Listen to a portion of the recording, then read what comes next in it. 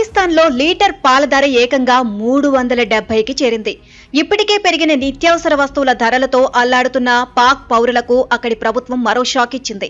కొత్తగా పాలపై పన్ను విధించింది. దీంతో స్థానికంగా పాల ధరలు అమాంతం పెరిగిపోయాయి. ప్రపంచంలో అభివృద్ధి చెందిన దేశాలైన ఫ్రాన్స్, ఆస్ట్రేలియా కంటే పాల ధరలు పాక్లోనే అధికంగా ఉన్నాయి. అయితే ఇప్పటి వరకు పాకిస్తాన్ పాలపై ఎలాంటి పన్ను ఉండేది కాదు.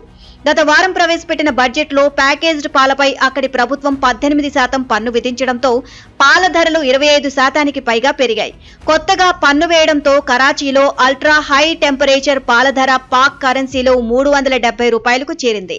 డాలర్ల ప్రకారం చూస్తే లీటర్ పాల ధర $1.33 ఉంది. మరోవైపు ఇప్పటికే పెట్రోల్, డీజిల్ ధరలు సైతం పాకిస్తాన్ ప్రజలను బెంబేలెత్తిస్తున్నాయి. పాల ధరలు పెరగడం వల్ల ద్రవ్యోల్బణం మరింత పెరుగుతుంది అని ఆర్థిక నిపుణులు చెబుతున్నారు.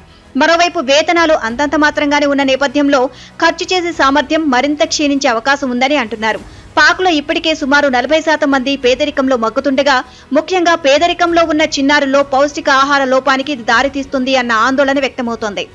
బెయిల్అవుట్ ప్యాకేజీ కోసం అంతర్జాతీయ ద్రవ్యనిధి సంస్థ విధించిన షరతులను అందుకోవడంలో భాగంగా పాకిస్తాన్ ఇటీవల బడ్జెట్లో ఏకంగా 40% మేర పన్నులు పెంచింది.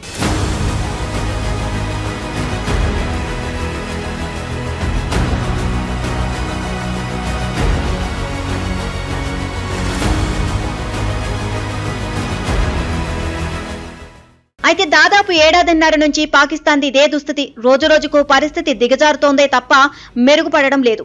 అన్ని రకాల వస్తువుల ధరలు పెరుగుతూనే ఉన్నాయి.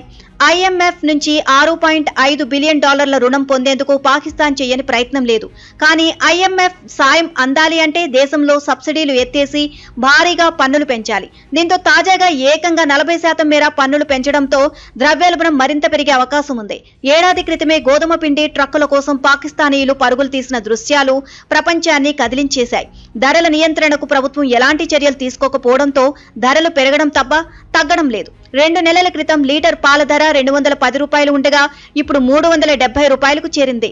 కిలో బియ్యం ధర దాదాపు $400 వరకు ఉంది.